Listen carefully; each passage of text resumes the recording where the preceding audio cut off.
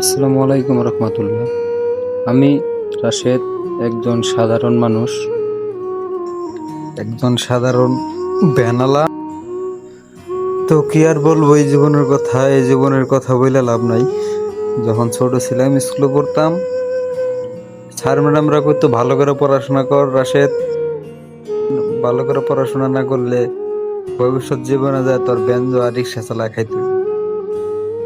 তখন স্যার ম্যাডামের ওটা দোয়াই ছিল নাকি ভালোবাসাই ছিল আমি বুঝি না।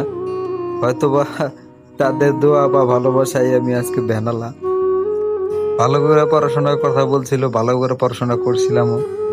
5 জিবি 5 এবং 8 এ গ্রেড পেয়েছিলাম। তবুও ভাগ্যের কি পরিহাস, আজ আমি একজন ভ্যান চালক, ভ্যান ড্রাইভার। তো আলহামদুলিল্লাহ, ভ্যান ড্রাইভার হলেও আল্লাহর রহমতে ভালোই রোজগার করতে পারি। এই ছোট্ট জীবনে অনেক কিছু শিখছি, আর সবচেয়ে বড় যেটা শিখছি ওটা হলো স্বার্থ। আসলে স্বার্থ সবার আগে। স্বার্থ আর অর্থ, এই দুইটা জিনিস আসলে কেউই ছাড়তে চায় না।